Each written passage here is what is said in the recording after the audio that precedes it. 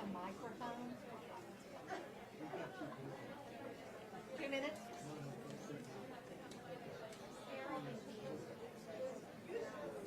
I can't hear you. Oh, okay. Okay, just checking. No, I got it. Okay, Rich. Okay.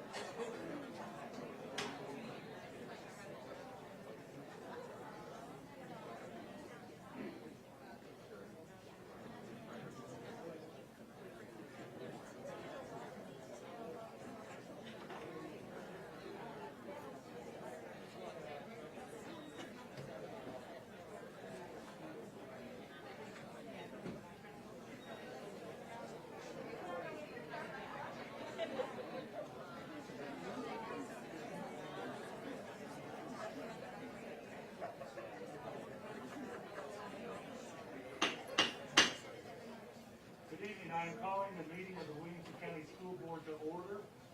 September is the month that the board chair is elected here at Williamson County School, and we have items on the agenda prior to the election of the board chair.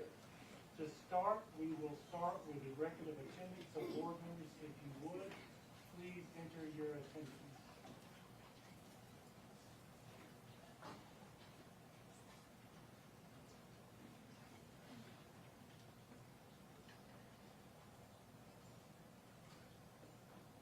Mr. King? 12 present, 0 absent. Thank you. We have 12 present, 0 absent. Next, if you would, please stand for the Pledge of Allegiance and a moment of silence. I pledge allegiance to the flag of the United States of America and to the republic for which it stands, one nation, under God, indivisible, with liberty and justice for all.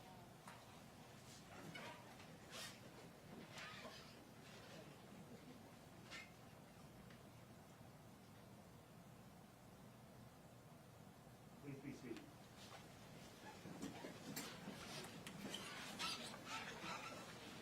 Now is the time for us to elect our board chair. Nominations do not require a second for the board chair election, and we will vote in order of nominations when those nominations are made. The first board member to receive, if I may, I've actually had an audio issue. I apologize for that. I'm going to start over. Our audio was not working. Now it's time for election of the board chair. Nominations do not require a second.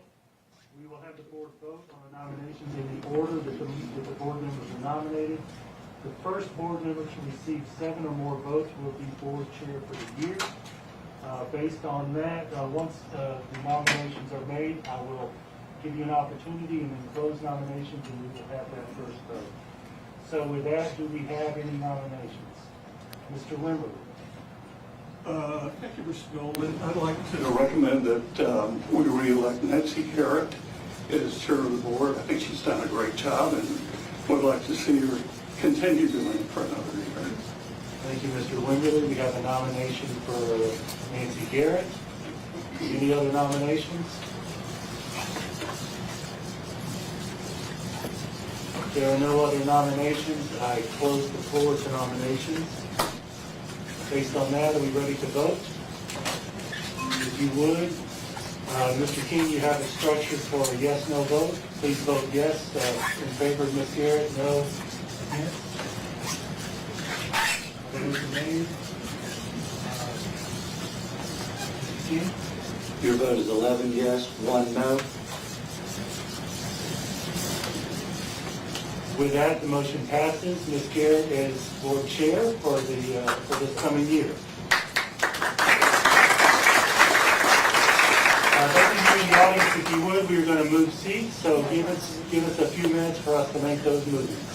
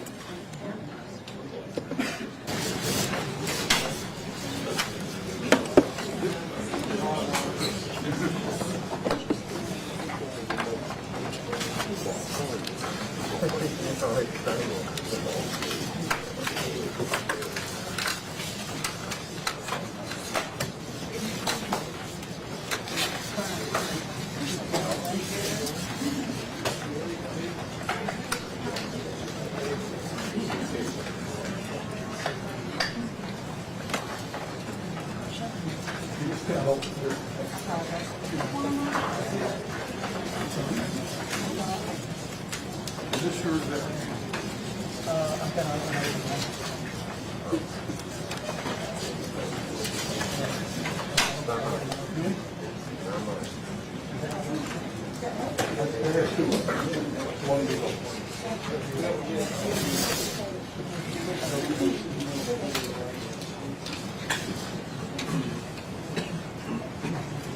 Board members,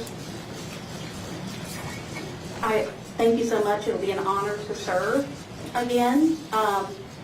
We've been through a very difficult year, but no matter how difficult it is, our students and our families and our school employees and our district employees, it's an honor to serve, and it's still worth it to serve everybody.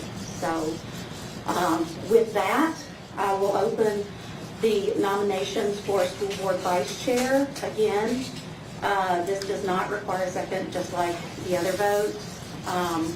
And so I'll open the floor for nomination. You can, yes, Mr. Welch. I'd like to, Sorry, just a second. I get used to my duties here. Please go ahead. I'd like to recommend that we re-elect Casey Hall as our vice chair. Okay. Are there any other nominees? Okay. All right, and just as we did with the other vote, the first nominee to receive the majority of the votes is the vice chair. Is that correct, Mr. Williamson? Okay, so we'll vote in order. Madam Chair, I'd like to call a point of order. There could be more than two nominees. Are there any other nominees? Thank you. We will first vote for Casey Hall. Board members, please cast your votes.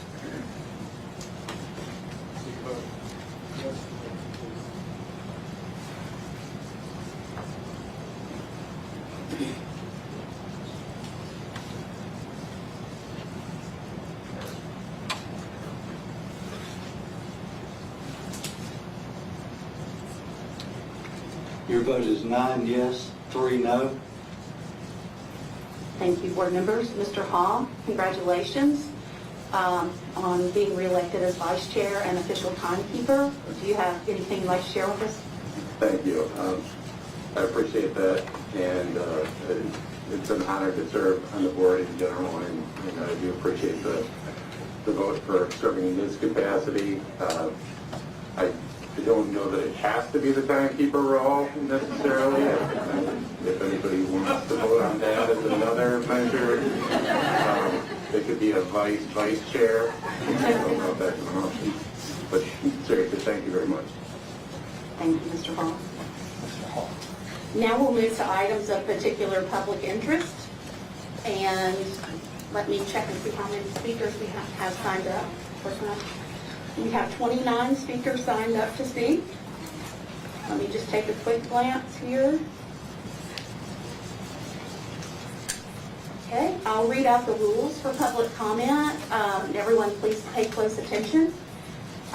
Public comment is one of several ways that the board hears from constituents. Other avenues include emails, phone calls, and in-person meetings. Per board policy, 30 minutes will be placed on the agenda for the chair to recognize individuals to make comments. And since we have 29 speakers, you'll all get 1 minute tonight. At the discretion of the chair, occasionally the time is extended if we have more than 30 people sign up. Williamson County residents and WCS employees shall have first priority. In the event that time remains, the chair may allow non-residents to speak. All persons addressing the board will state his and her name. They've all provided their addresses via the sign-up sheet and provide the name of the organization or group he or she represents if you're representing a group when you're addressing the board. So when you come up, please say your name and please say what your group affiliation is, if there is one.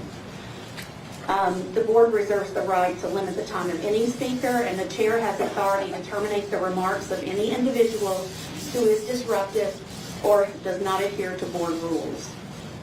Business decorum is expected from all attending the meeting. No speaking out or clapping is allowed as a person speaks, including while board members are speaking. Disrupting individuals will be asked to leave on first instance and will be escorted out by a deputy. No signs are allowed in the audience. Thank you, I don't see any. And I'll now call up those who have signed up for public comment in groups of 3. As I said, you have 1 minute to speak, and please be ready once your name is called.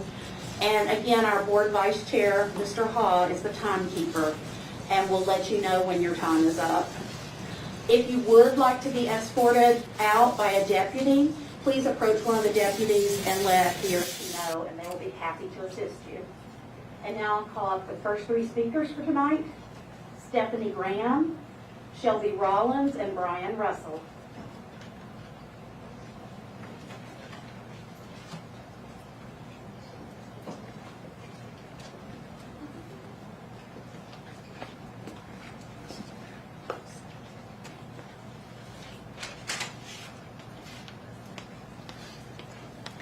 Hello, my name is Stephanie Graham. I know that my daughter is divinely made, that she is a human being worthy of love. Having a gay-straight alliance for children in our schools is a blessing and a place of belonging, that these children can find a safe haven and express who they are, only to be annihilated by the adults that should be an example of shameful. Statistically, those that are spewing hate have at least one person in their life that is not heteronormative. If that is a closeted child of yours, imagine the words coming from your mouth and landing squarely on their hearts. Having strong youth who are proud of who they are and not going to turn your child gay, but it may give a gay closeted child a safe place to be who they are. I issue a warning to the parents saying hateful things in your home. Your children are listening. Thank you. Our next speaker is Shelby Rollins.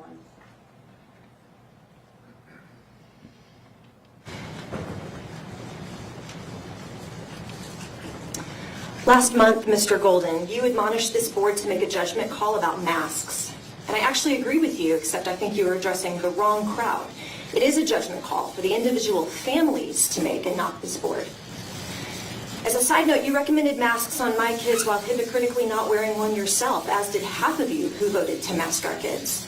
Jen, at that meeting, you said parent choice is great until my choice to not mask my kid negatively impacts your family, therefore mask up.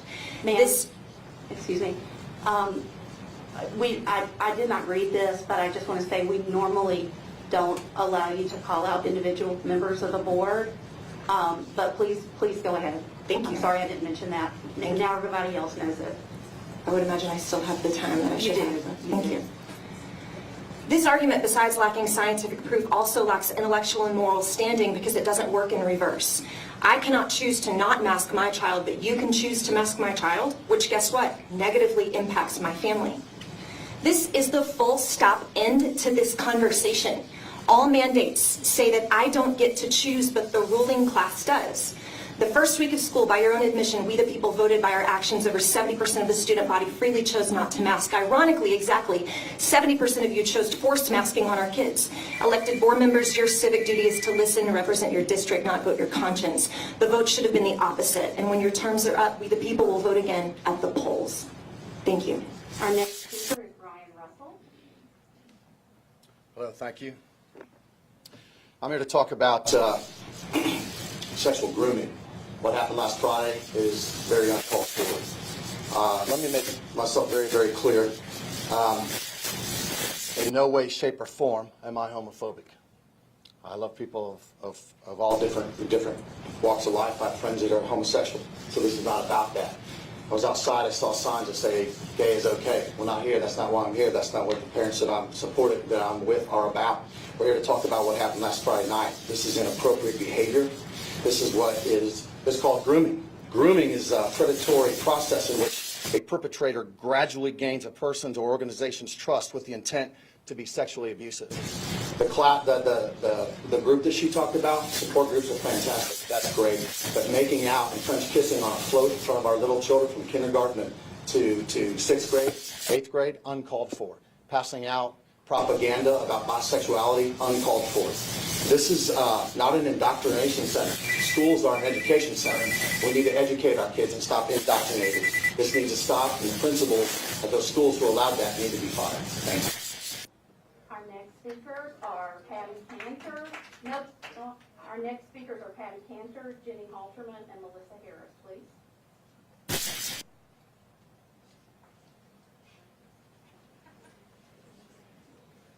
Patty Cantor, Jenny Halterman, and Melissa Harris.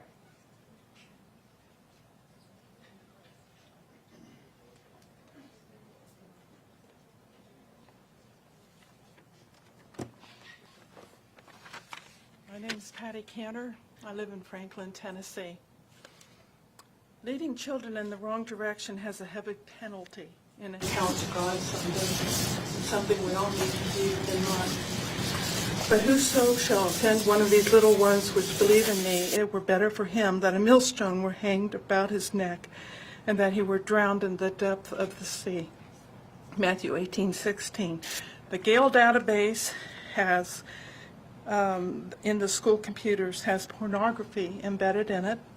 School internet filters do not filter pornography in the database. Critical race theory is in the Gale's corporate structure. They are Marxists. Also, I have given reports on the pornography in the school libraries and reports on the Gale database to this school board. And I've heard not back from a single person. Not a one. Thank you. Our next speaker is Jenny Halterman.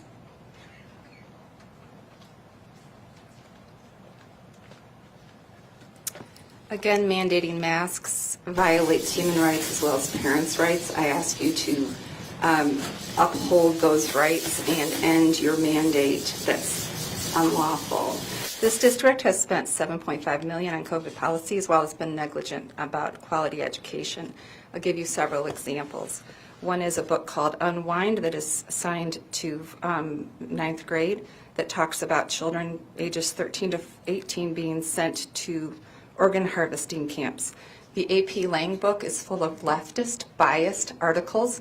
I will no longer recommend any student in this district to take AP Lang because of the content in the textbook that is there now for 10 years because it was just admitted this last year. The Hate You Give was assigned to my 9th grader. It says, guys in their sagging pants grind so close to girls they about need condoms. They shouldn't call this punch, it's straight up liquor. Get back to education. Get away from health mandates. Our next speaker is 11 books in the library at ND. Our next speaker is Melissa Harris. Hi, I'm Melissa Harris. Jason, I've had the pleasure of communicating with you via email several times. I appreciate the work The way I was raised is that I was not allowed to watch Ellen after she came out as gay on her sitcom in 1997. I spent over 20 years of my life presenting as a straight married woman, much of that hobnobbing with the fine folks of Brentwood, go Raptors. I identified as bisexual for decades because I felt that was only half as offensive as being a lesbian. And honestly, because I saw how much people like groups that are here tonight compare homosexuals to pedophiles, and I wasn't ready for that fight. When I told my mom I'm gay, she told me she didn't know if she could love me fully because I'm sinful. You know, I'm almost 40, so I don't rely on her for anything. So although it hurt, it didn't limit my daily life. I can only imagine the struggle of depending on your parents fully, wanting desperately to tell them the basic fact about who you are, but knowing you will experience rejection, being told you're a sinner or they can't love you, cutting you off, or being kicked out of your home. This is the world that many gay teens live in, even in 2021, and it's not acceptable to me as a parent or as a human being. Being LGBT is not a culture war or a new phenomenon. It's not an us versus them conversation. Everyone in this room wants to see happy, healthy kids. But I implore you to continue to allow organizations Thank you. Our next speakers are Ava Martin, Jay Ragsdale, and Heather Bottoms.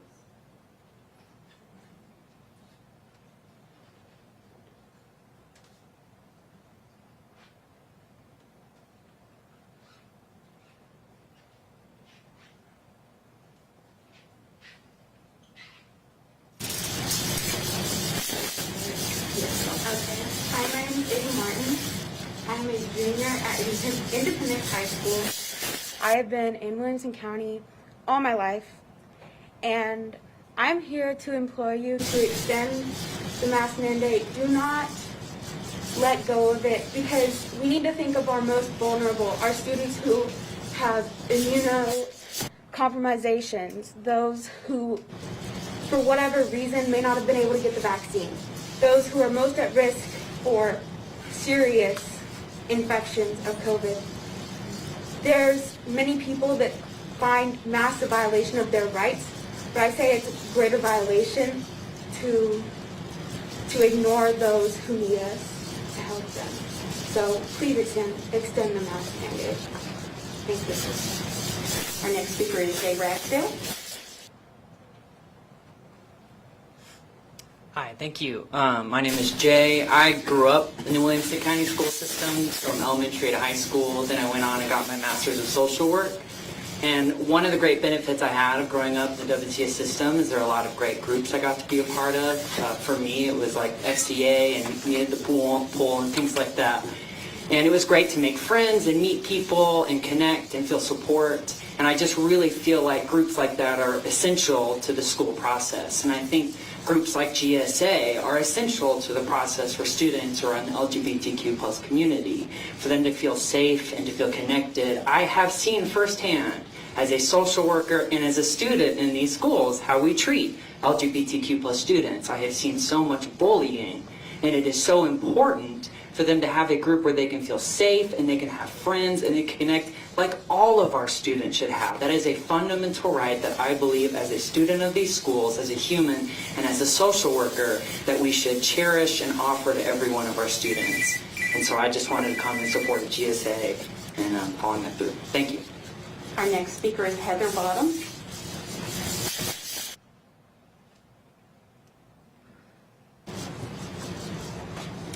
I'm Heather Bottoms.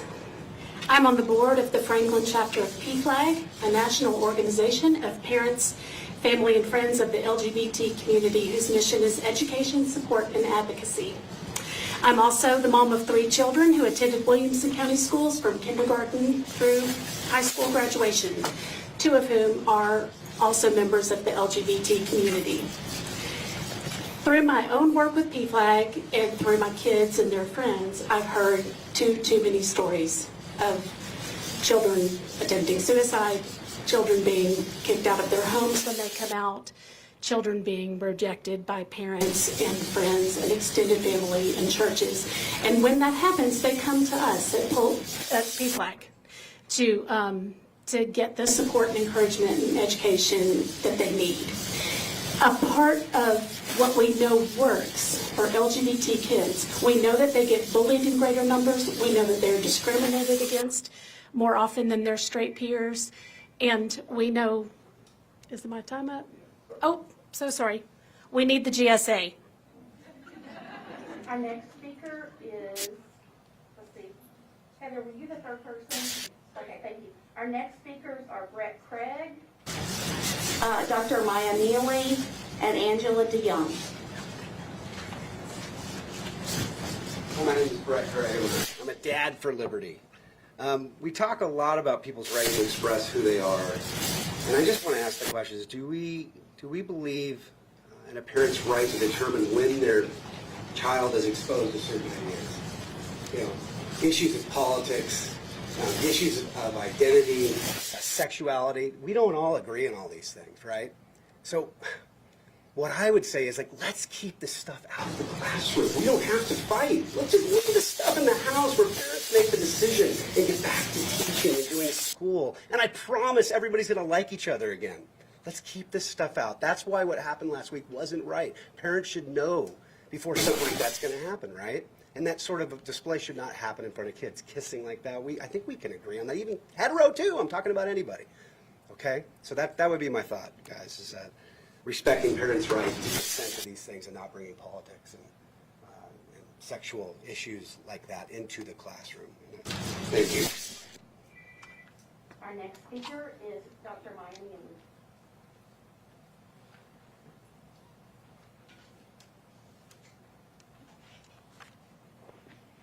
My name is Maya Neely, and I'm a pediatrician and mother.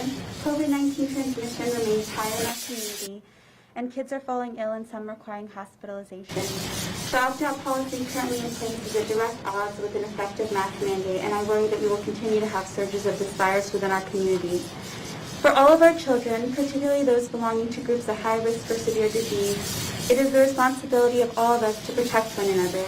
And I ask that the school board continue its mask mandate and request that universal masking truly means universal masking, with only medical exemptions. In addition, both contact tracing and clear guidance on when to return to school need to be addressed in clear language so parents can know when to keep their children home from school and when they can return without risk to others. I also wish to stand as an ally beside children and families of the LGBTQ+ community. In order to flourish as people, all of our children need support and encouragement to grow into their unique selves.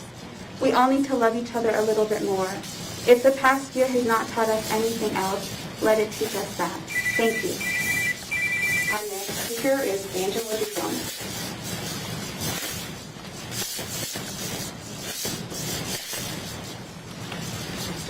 Whenever you're ready. Hello, I'm Angela DeYoung, and I am representing my two children that are currently students at Williamson County High Schools. They are some of the positive attributing students to the student body and the brand of Williamson County education, being honor students and in members of the marching band and varsity sports that represent and really bring people to our community.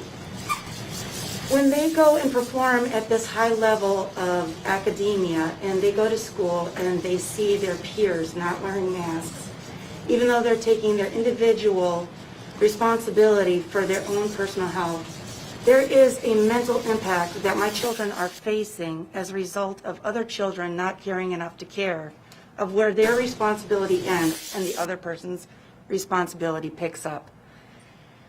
When their opportunity presents themselves to be able to achieve and they are at face with their teammate, whether it's a band member or their opponent, that other person who breathes on them threatens their opportunity to be excellent as well. Please consider that in the math mandate. Okay, our next three speakers are John Attard, James Lucente, and Nick Papatonio. I apologize if I mispronounced your name.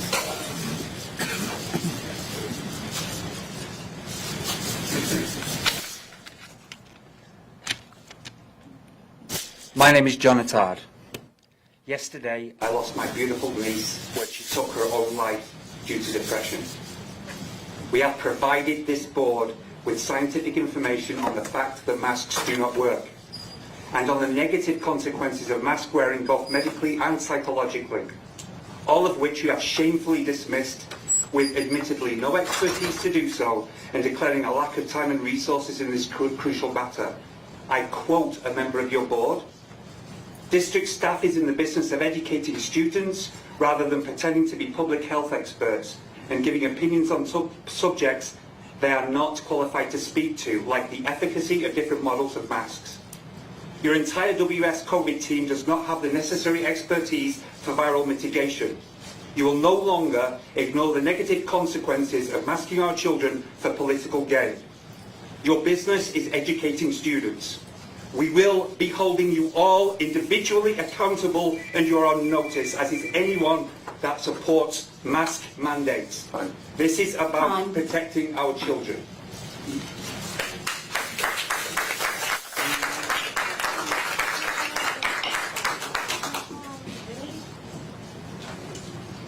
Hey, my name is James Lucente from Choice Wilco, and my wife and I have a son in kindergarten. All of you swore an oath, and I quote, "I will refrain from using my position on the school board for personal or partisan gain." You guys are all worried about head count concerns, and that's not acting in the best interest of families. They are in the best interest of your budgets. The absences that you are worried about happening will be no greater than they are during the normal flu season. And if that's what you're basing your vote on, you're wrong. You're going against your oath. You have so many mitigation strategies in place, you have no idea which is working. So let's remove the one that's easiest to track. Opt-out is easily 80%. It may not look like that on your books, but if you visit any campus, you'll see this. Almost no one is wearing a mask. Cases are down week after week by your own weekly reports. Get rid of the mandate. Make it a choice for the parents. Don't wear a mask, but it has to be the parents' choice, or you failed, and you will never get reelected. Thank you.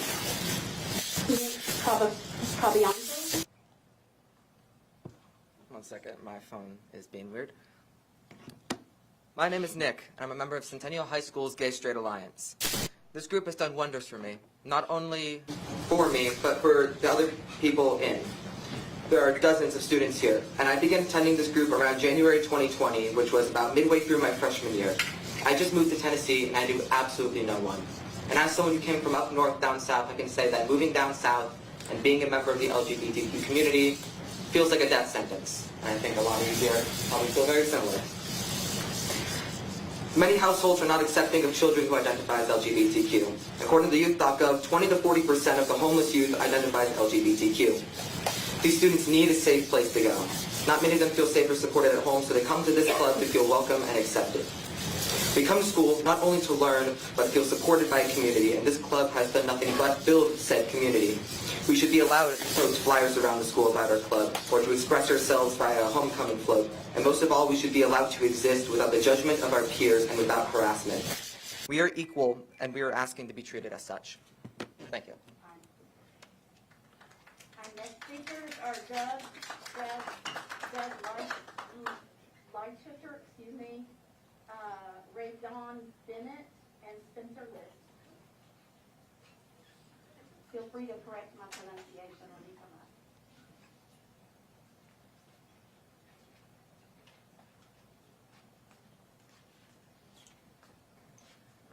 up.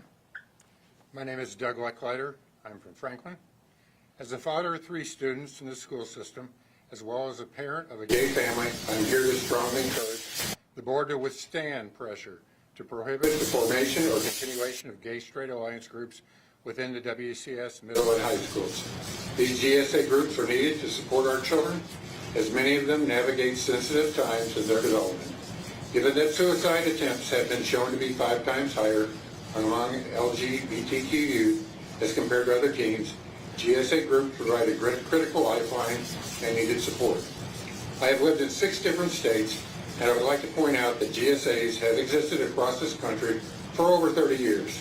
They are no different than the myriad dozens of clubs that already exist within each of our schools.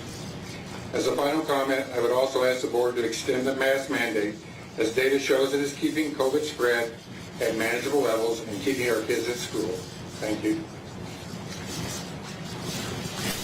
Reverend Don Bennett. Okay. I thought you were a Southern double first name. I might be.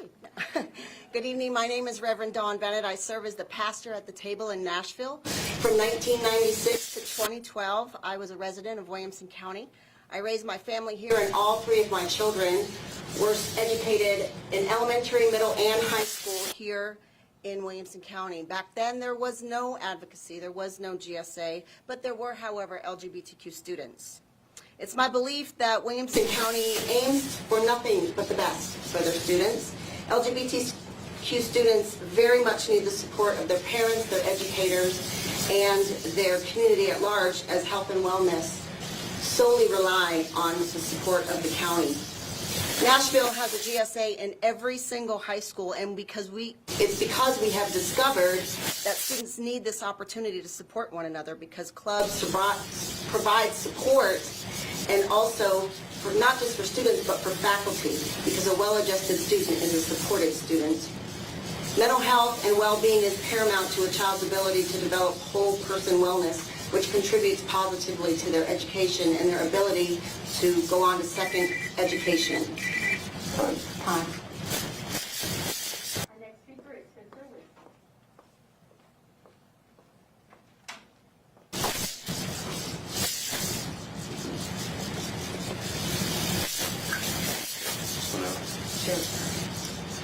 Afternoon, I'm Spencer List. I'm a sophomore at Independence High School, and I'm the president and founder of Indie Pride, the GSA that many people are coming here to talk about.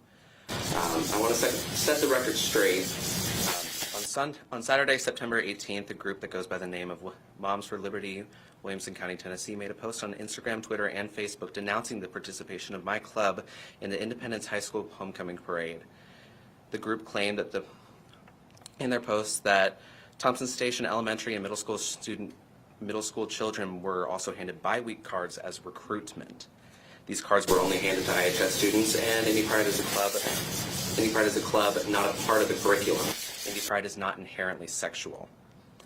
I told you all that I wouldn't make it to the meeting today because I was afraid for my own safety, but I realize it's important for me to be here to back up all the people who are too afraid to speak for themselves. So many students are not able to come out because of their parents and the way that they live at home. Indie Pride is needed at Independence, and I urge you all to remember that. Thank you. Our next speakers are Mia Elias, Kate Graham, and Corey Martin.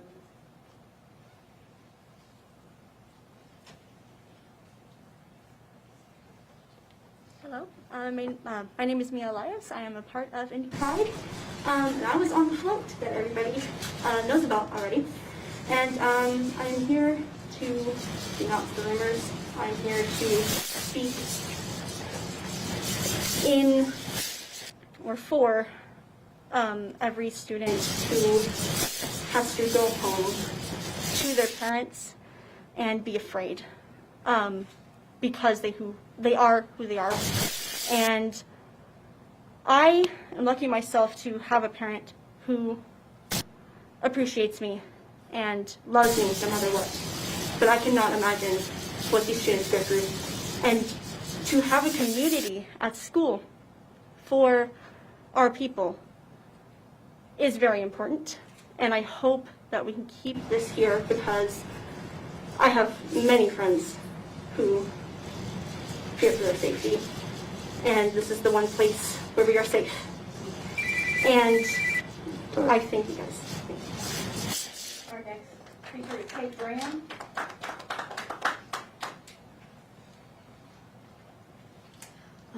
Hi, my name is Kate, and I'm a senior at Centennial, and I frequently attend the Gay Straight Alliance at my school. I started going there because I wanted to feel supported and be part of a community with a background like my own. However, the group also includes straight students who support LGBTQ+ community. We need groups like this because people like me need a place where they can be themselves. GSA is inherently a safe place. I'm a member of the Mormon Church, and they have not always been the most welcoming of people to me. People like me. Now at GSA every Wednesday, I'm given a place where I feel safe and can be authentically me. I stand in solidarity with Indy High School's Pride Club and all the other Pride Clubs in the county, and nothing will change that. Thank you.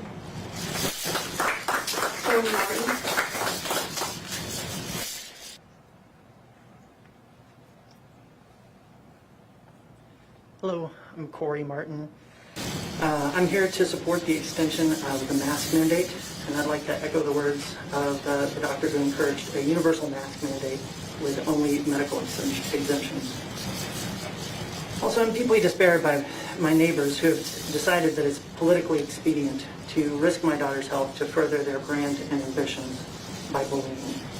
My neighbors have made it clear that they care more about going viral, unintended, than they do about having civil discourse. As the dad of a kindergartner, I understand that I have agreed to participate in a society that requires cooperation with other parents. But it would be nice if we were all pulling in the same direction. And I understand that some of this is out of your control, but the message that you put forth carries a lot of weight. So I support you in what you can do to protect my daughter's health and that of her classmates. I'm praying peace, wisdom, and rest for each one of you. Thank you for serving our community. Our next three speakers are Robin Seaman, Matt Hall, and Justin Canoe.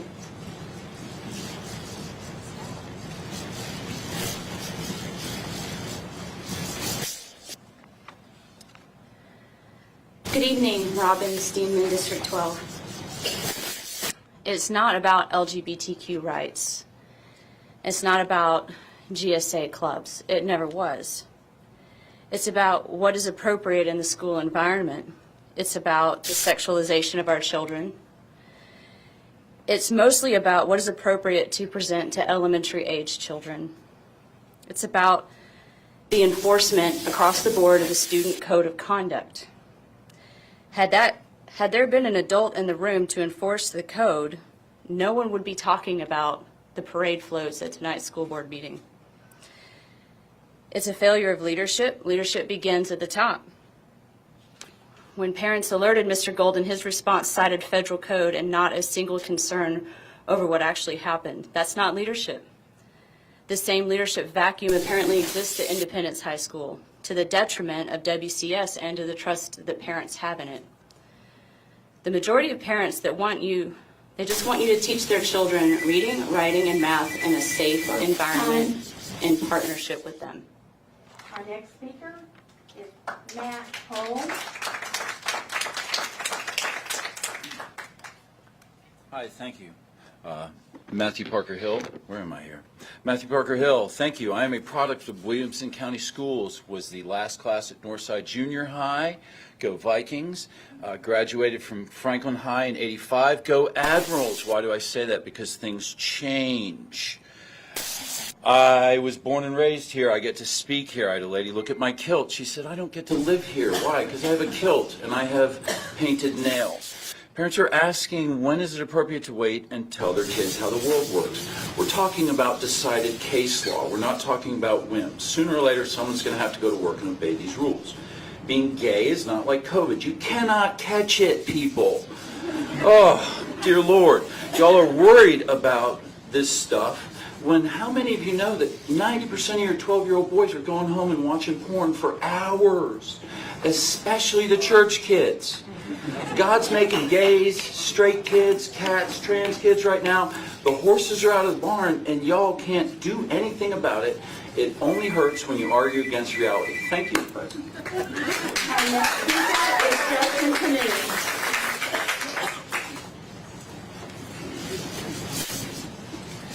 Amen. We've had one of the worst outbreaks in the country. Nearly 20 public school employees have died of the disease just this year, so I hope you're planning to extend the mask mandate, even if it is mostly symbolic thanks to Lee's overreaching opt-out order. But the main point I want to make is that words have meaning. The word liberty means the state of being free within society from oppressive restrictions imposed by authority on one's way of life, behavior, or political views. And I'd ask the people with that word on their shirts behind me, if you truly are supporters of liberty, does that not extend to the freedom to love who we want to love? And if so, does calling for your people to come here and persecute LGBTQ kids for the crime of letting the world know they exist and showing love for one another not fly in the face of what you claim to stand for? That video was not a French kiss. It was a quick peck that I had to watch 3 times to catch. And if it was a boy and a girl, there's zero chance anyone would have cared. Thank you. Our next speakers are Jeff Price, Jen Baker, and Gina Camilo.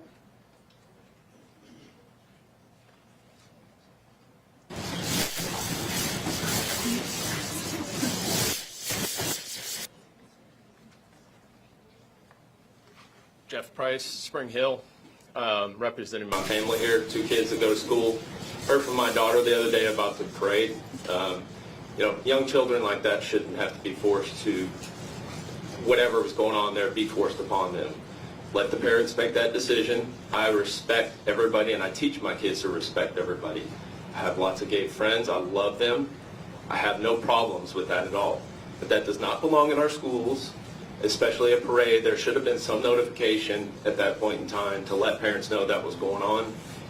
And also, I think the mask mandate is ridiculous, and it puts more mental issues with these kids that are coming home, mental and emotional issues that are far worse than COVID will ever be. Thank you.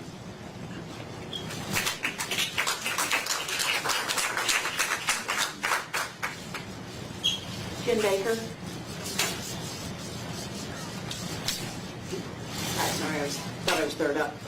Hi, so this weekend, San Francisco Mayor London Breed spent her Saturday night violating her own indoor mask mandate while partying at a club. She defended her actions by saying, "I was feeling the spirit and I wasn't thinking about a mask." And then there were the Emmys, also held in Los Angeles, also maskless. They have the choice, so parents and students need that choice.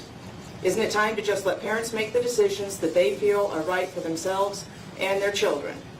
Not letting children see each other's faces will have a negative effect that you cannot even begin to fathom. So many of those in power feel the need to go without a mask. Why don't we let our kids do that? Please just let kids be kids and let them breathe and smile and see each other's smiles. Those that choose to wear a mask can do so, but they do not need you to make their healthcare decisions for them. That's their parents' job. Thanks. Here's our last three. Gina Camillo, Lars Griffin, I think, and Amy Stevens.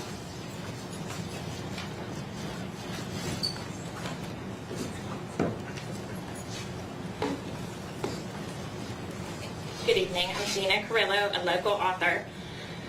I'm here to support Franklin Pride, PFLAG, and the LGBT community, for my friends and family that couldn't be here tonight, for my brothers who were bullied all throughout school, for my best friend who was beaten all the time, who would call me crying with stitches on his forehead. I'm here for the kids to support, show love, and fight for them to be able to be themselves. I'm here to be encouraging and will be their voice. I wrote a poem called Rainbow Connection. Rainbow in the sky, colorful flags raised high. Take a chance with a glance. It's your reflection, it's the rainbow connection. I am who I am, approval isn't needed. I used to think what I wanted was just a pipe dream. Every time I'm cut open, I bleed in different colors. My friendships have gotten me through many rainy days. We take care of each other. Yet I still struggle with darkness versus light. It's not easy as what is false or true. I was lost and now I'm found. Here's what I do. I no longer live for the weekends. You just can't go through life treating yourself like a zero, trying to be someone else's hero. I can go anywhere. I can be anything. Why not go out on a limb? Isn't that where the fruit is? You know, education is the one thing no one can take away from me. Thank you for your time and attention. Much love. Lars Griffin. Good evening, everyone. My name is Mars Griffin. I am a student at Ravenwood High School and a member of the Ravenwood High School GSA, or Gender and Sexuality Alliance. At my time at the school, I have seen the way that our club is treated by students, and it is with the same argument of these students that are calling other students slurs in the hallways and things of that sort that adults here are making. It is the same argument that students are making, that we have decided that these students are bullies and are detrimental to the educational and the social and mental health of LGBTQ+ community members in our schools, that I am seeing and hearing adults here making. These are the arguments that are against the Independence High School float, and these are the arguments that are widely accepted by many homophobic and transphobic groups. And I ask you as board members and you as audience members, as parents, as students, as people who may be watching, to, I'm sorry for going over time. To, Thank you. May I finish? No, Mars. Thank you. We give everybody a minute, but thank you so much. The next person is Amy Stevens. And this is our final speaker. Hi, good evening. Thank you for your time. Yes, my name is Amy Stevens. I wasn't planning on speaking, but there was a spot, so I decided to go and take a moment. just to reiterate what one of the other speakers said, I do believe it's time that we get back to the basics within the educational system. To get back to math, science, language, reading, all the things our kids need to be productive, successful people in our society. I also think it's time that our parents get back to the place of parenting. So if it's parent education classes that need to be offered, because what I'm hearing quite a bit of is that it's not safe at home. Well, I think we need to start there. We need to make sure that our families are getting what they need to be able to support their kids and whatever that might look like, but parents are being taken out of the mix, and it's just not appropriate any longer. So let the parents who want to stand up for the kids, stand up for the kids, but I don't think all the extra stuff is needed within our school system. If it's after school, fine. Our kids need to be safe, absolutely. But again, parents who aren't wanting their kids to be subject to these things need to have that ability. Everyone, that concludes our public comment for the evening. I want to thank and commend the audience members on the way that you all treated each other respectfully. That is greatly appreciated. We're now going to take a 10-minute break so that those who want to leave can leave, and we'll resume at 7:33.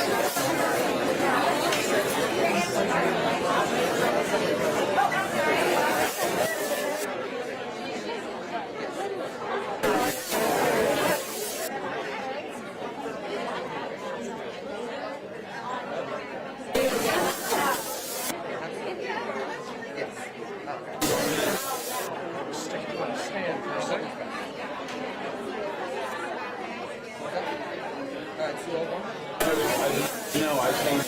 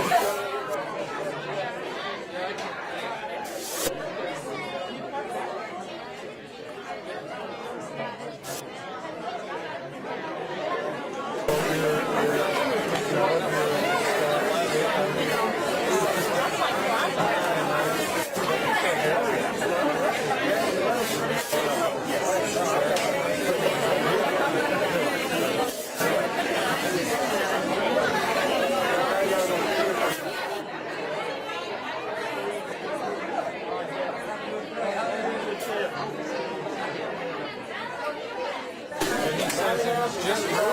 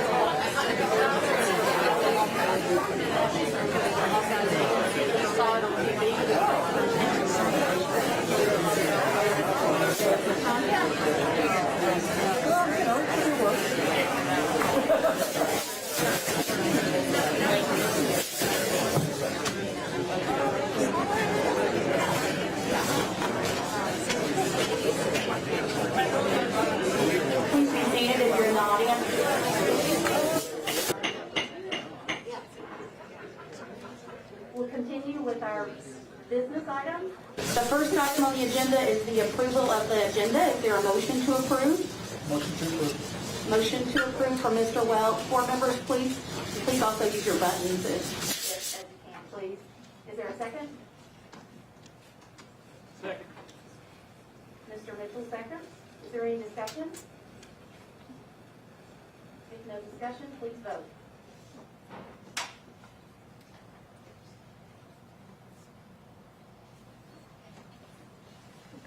Your vote is 12 yes, 0 no.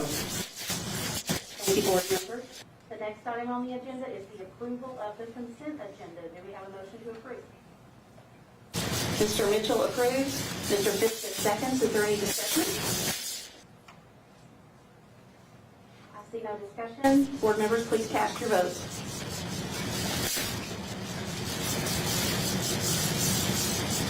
Your vote is 12 yes, 0 no. Thank you, board members. With the approval of the consent agenda, you've approved the following items. Approval of the August 16, 2021 school board meeting minutes. Approval of the August 26, 2021 school board special call meeting minutes. Recommendation for field fee request. Approval of collaborative conferencing team. Approval of the calendar committee membership for the board. The budget timeline. Approval 142 federal budget summary for ARP IDEA, Part B, and IDEA preschool for grants approved in August. And our next agenda item is communications to the board, and we'll start with the superintendent's report, Mr. Golden. Thank you, Madam Chair. I want to first thank the speakers for speaking, especially the students who came in today. And I'm going to jump a little bit from our traditional structure of me presenting the superintendent's report and then doing some student spotlights, because we have additional students who are here, some of our ACT perfect score students, and I would like to ask Carol Birdsong to announce that first, just out of respect for the students in their classes, because this is a school day, a school night. So Ms. Birdsong, if you would, and then after that we'll get into the additional portions of my superintendent's report. Ms. Birdsong. Thank you, Mr. Golden, and board members. It's been a minute since I've been up here, so I'm excited to be here. We are celebrating tonight some students who earned a perfect ACT composite. Yay. And we are also going to celebrate tonight our 24 reward schools. So, a wonderful night to be in Williamson County Schools. We are going to start with perfect ACTs. And Audrey, Mr. Tydell, and Audrey, if I could get you guys to come up first. This is Audrey Alino. So I got to do my clicker. I'm out of practice here. This is Audrey, and Audrey is at Brentwood High School. And Audrey earned her perfect ACT composite score on the June test. So it's been a minute, again, since we've been there. Did it?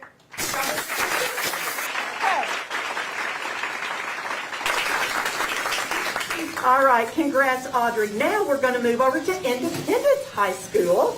And this is Ella Wyckoff. So, Dr. Patton and Ella, come on up, please. Board members, you may remember that we give our perfect ACT students a medal. And then we're going to ask you, Ella, to turn around and take a picture. Get your picture made.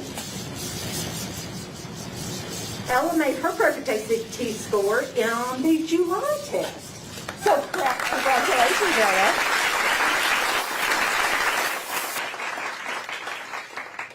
And Porter, if you'll come on up, Porter Ghosh.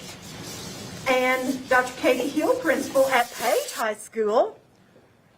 And Dr. You'll get the medal, please, and give to Porter. Porter scored his perfect ACT composite score during the June test.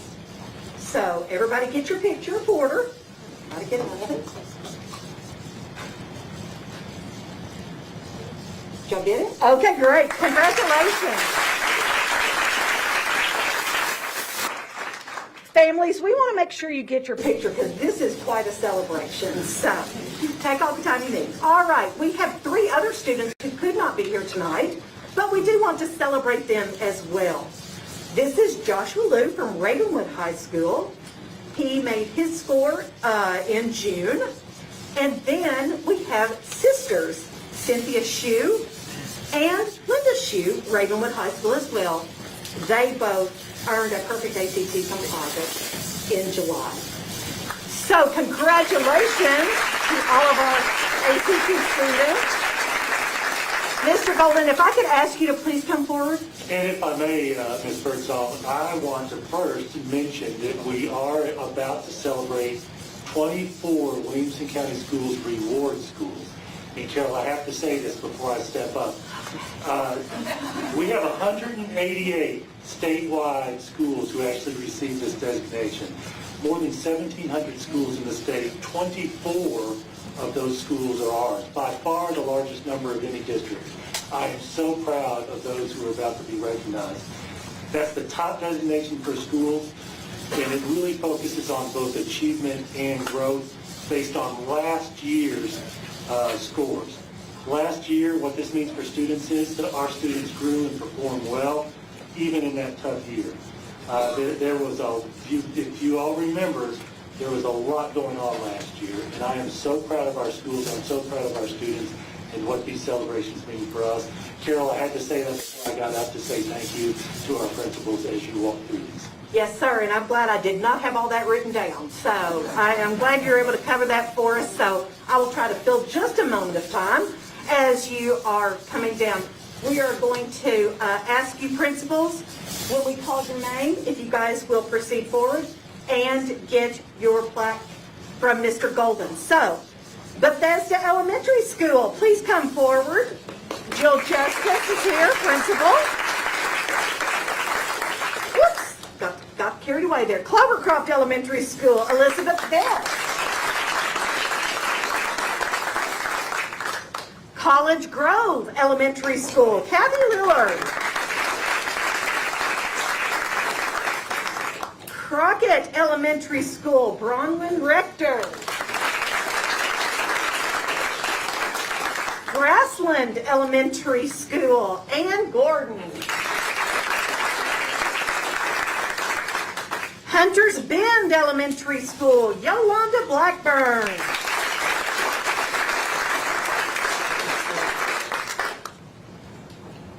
Jordan Elementary School, Chad Walker.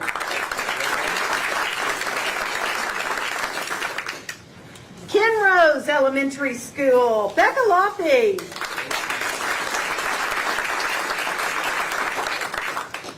Lipscomb Elementary School, Michelle Contich.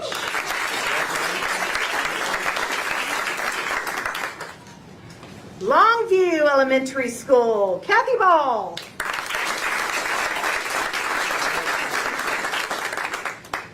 Nolensville Elementary School, Amanda Fuller.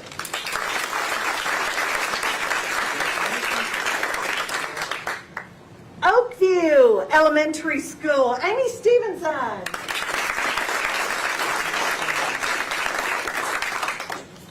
Perry Creek Elementary School, Janet Alexandro. Thompson Station Elementary, Robert Bohr.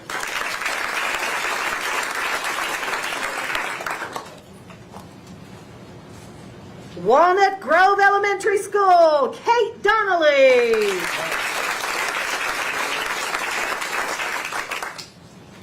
Westwood Elementary School, Jill Hunt.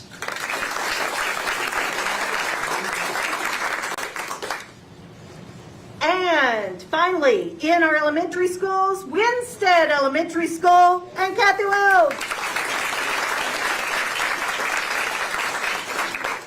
Now moving on to middle schools.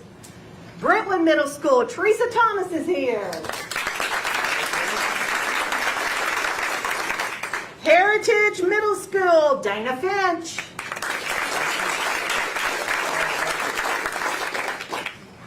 Sunset Middle School, Clarissa Heyman.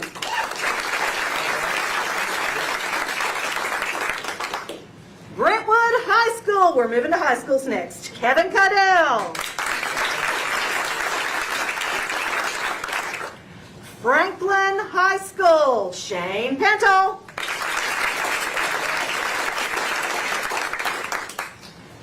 Ravenwood High School, Pam Baden.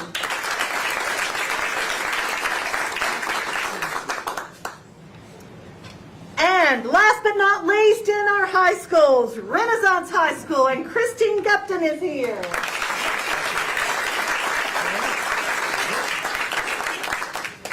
Congratulations to our 24 reward schools and to our perfect ACT students.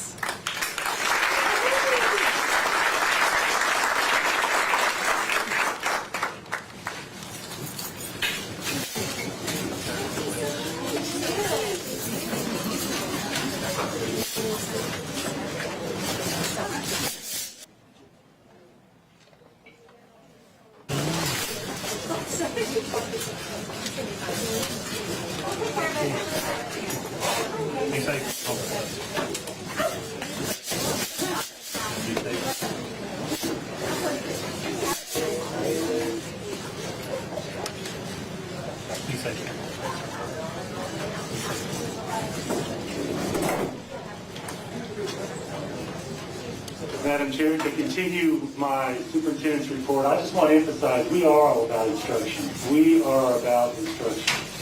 And I am so proud of all our schools and all our students and all our parents and what they did last year. We know that this year continues to be a challenging year in ways that just 2 years ago we could have never imagined. But the business of school is happening here in Williamson County. I want to give you one more celebration. This year, we were notified that 72 of our high school seniors were named National Merit semifinalists. This is the most ever. This is about 20 or so more than the most ever. And the National Merit structure is that they have a limited number of students that they award the National Merit semifinalist designation nationwide. And you're competing on the PSAT against peers across the nation. This year we had 72 National Merit semifinalists in Williamson County Schools. I want to also let you know that there are a total 346 statewide. We have 147 districts, you all. 147 districts in Tennessee. 346 students received this award this year. 72 of them were Williamson County students. That's over 20% of the state total in our one district. Again, congratulations to those students who are named National Merit semifinalists. In a few months, they will name National Merit semifinalists. Scholarships will become available. That's what that means for students, that this is a scholarship opportunity for our current seniors based on their unbelievable performance on the PSAT. Those are just a couple of examples of celebrations. And I got to tell you, the celebrations are going to continue as we progress through the course of this school year, because that's what we're about. The effort is there, and we get results from our efforts. I'm so proud of our students and faculty. Do want to give you a quick update on growth. At the end of the first month, we always look to our growth numbers. This year, we grew 1,869 students over the same time last year, end of first month to end of first month. We are currently the largest we have ever been here in Williamson County. 41,980 pre-K through 12th grade students here in Williamson County schools as of the end of the first month. Y'all, we've already had more students come in since we hit that benchmark. We continue to grow. People are coming here for the schools, and I am so proud of the work that our faculty and staff does and did, especially last year, and especially as we're getting this year started, to make sure that we serve our students and serve our students well. I also want to mention to you that our communications department has added a new feature on their website. It's called WCS by the Numbers. It has some of those statistical informational items such as growth and some other issues. If you go to our About Us section of our website and scroll down, WCS by the Numbers can be found there with some information, and that is a living document electronically that we will continue to work on so that members of our community can see our progress and see where we go. Next, I did want to let you know that in addition to academic achievement, we continue to work. We continue to work on improving students' sense of safety at school. You all heard that discussion at public comment.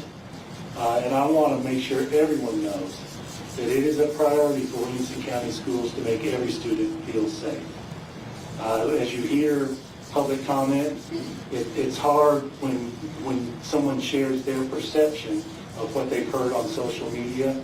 But I want to let you know that our principals and our professionals are dedicated to making sure all our students feel safe. In the particular example that arose over the weekend, we give all students the same access to our excellent educational system.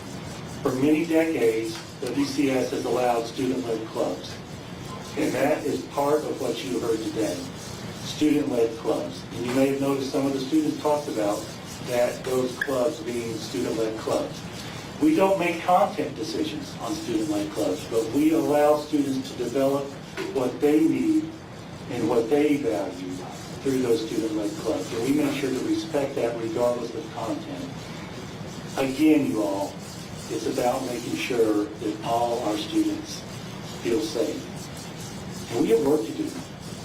I think this discussion tonight made it clear that we still have work to do. One of my goals, one of my draft goals that's on this board's agenda tonight is to continue to grow to help students feel that sense of security and safety in Williamson County schools. Now, I want to make sure you know that we continue to be committed to that. Do want to mention briefly COVID. We can't help these days but mention it. It is the next item on the agenda, Madam Chair. And rather than go into any detail, I think it's appropriate for me to close my superintendent's report, at least for this month, and allow us to go on to the agenda.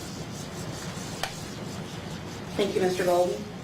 Our next item is the board chair report, and I'll just give a quick report. Several TSBA related items. The first is our TSBA regional meeting is this Thursday. It's a virtual meeting at 5 p.m. September 23rd.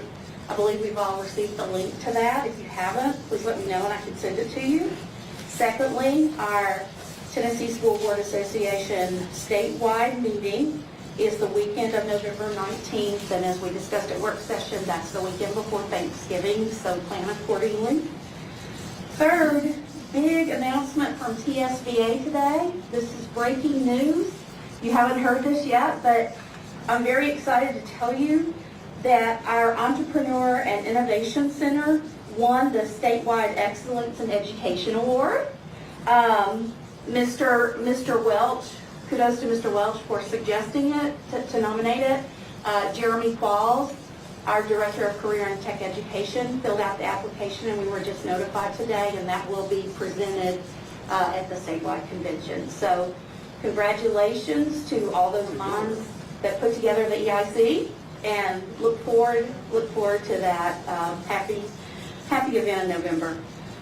I also want to let you know that I will go ahead and start planning our board fall retreat because we have a large board and there are lots of schedules to get ahead of. So I'm going to send you an email tomorrow and ask you to kind of think through some tentative dates. We will have another board member by that time, so it's important for us to consider that board member's availability as well. And then finally, I just want to read the results from our board survey again. We did a survey looking at our code of ethics and discussed the things that we did well as a board and discussed the areas where we could improve. So what we thought we did well was to think at all times in terms of students first, to maintain open lines of communication, and to refer all complaints and concerns to the superintendent. The areas where we thought we needed to work together as a board are to represent at all times the entire school community and refuse to represent special interests in partisan politics, making final decisions only after a full discussion at the board meeting, and not putting ourselves as individuals in situations where we might give the appearance of speaking for the board. So these will be inputs for our retreat as well as our board goals that we will talk about a little bit later, or we will vote to approve. So that's it. That's it for the board chair report. Moving forward, we'll move on to new business. The first item is COVID-19 response strategies. Mr. Golden. Thank you, Madam Chair. Item A1, mask requirement from August 10, 2021. The special call meeting and amended motion from August 26, 2021 special call meeting. As I mentioned to you at the work session, I intended to recommend that we continue the mask requirement. I want to mention to you also that this includes the overlay of the governor's opt-out. A few weeks ago, based on those two dates I mentioned, some elementary families elected to exercise that opt-out after the first date. After the second date, when the board voted to extend the mask requirement, a number of families elected to opt out under the governor's opt-out order as well. Currently, about 32% of our families have opted out. We've had a lot of discussions about COVID and where we are. We do see some encouragement from the numbers. I will tell you that I do recommend that you vote to continue the mask requirement with the governor's overlay, and I'm asking that you extend it through January 19th, which is the 2022, which is the day after the board meeting. In essence, to give a 3-month window for that. So that's my recommendation, and certainly willing to discuss it if a motion gets on the floor. So we've heard the staff recommendation. Is there a motion to approve? Mr. Welch makes the motion to approve. Is there a second? Mr. Welch? Mr. Welch? Mr. Welch, could you state the motion? And if you need Ms. Lynn to read the previous motion into the record, she can. Motion to approve the recommendation made by Superintendent Golden. Will that work, Dana?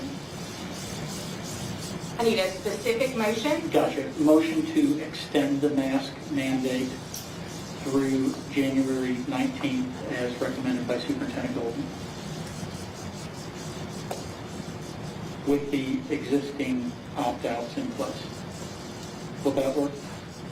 And Mr. Welch, if you can clarify who would be subject to that mandate, if it would be students, staff, and visitors.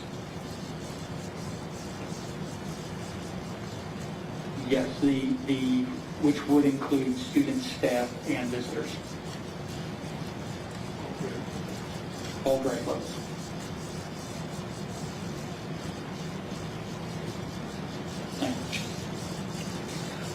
There is a motion on the floor. Do we have a second?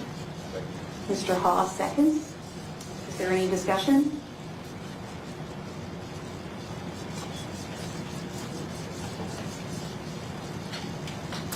Ms. Cleveland.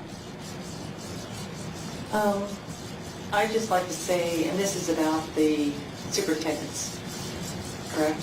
That's where, I'm sorry. The superintendent, what you just recommended? Yes, ma'am. Okay, thank you. Just got lost there for a second. Right now, we have a very low number of cases in Williamson County, and it's sad to see how bad Tennessee as a whole is getting. But again, I get overwhelmed when I look at the numbers. But right now, what I do is I look at the individual schools. I always have. And it's not about mask or no mask, it's about how the positive cases or lack of positive cases at each school. Right now we have 224 positive cases as of September 17th, based on what we report in the health department reports, about, 7 days behind, and 76 staff members. In my district, I have only one school that has 6 positive cases. The rest are below 5. With teachers and students. And therefore, I still need to stand on what I've always believed in, is elementary. I like the idea of elementary schools being masked because they don't have a choice. But again, middle and high school, they have the choices of being vaccinated, going online. And so I still stand by that, and so therefore I'll be a vote no. Any other discussion? Mr. Galbraith? Thank you, Madam Chair. I just feel obligated to say something. It sounds like we're not going to discuss this a whole lot because everybody knows how the vote is going to go. But it's just frustrating that every time we institute a temporary restriction, that temporary restriction continues to last and last, and it never goes away. So I am definitely not in favor of extending it past 30 days. I won't be I wouldn't vote for it to extend it another 30 days. But another 90 days, it just goes to show that there's no rhyme or reason behind the recommendation to have the mandate. It feels good. It feels like we're doing something, even though we have a large number of opt-outs and even a larger number of people who are not wearing the mask at school because it's just hard to enforce. And I think the teachers and principals are largely looking at this and saying it's not something that they want to spend any more time on. So while I appreciate the continuity argument, it's just continuity of more of the same over the last 18 months. And I think Mr. Golden told us, I mean, we know the total number of cases, but even our total absences were not abnormal for the time, and certainly our number of cases are nowhere near what a really bad flu season looks like. And so I'm just speaking for all the people out there who are so frustrated that we continue to put these restrictions that never go away. So I appreciate it. Mr. Mitchell. Thank you, Madam Chair. I'd like to make an amendment to the motion. My amendment would be that we remove the religious exemption and only allow Governor Lee's opt-out and medical exemptions.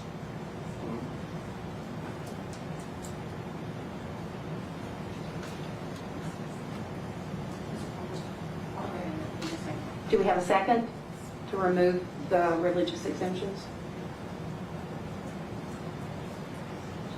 Can we ask about that? Need a second to get it on the floor. Mr. Fiskus seconds.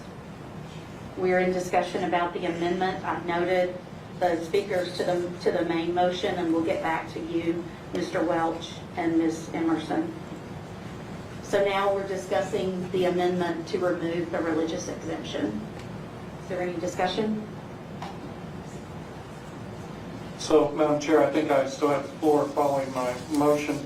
Go ahead, thank you.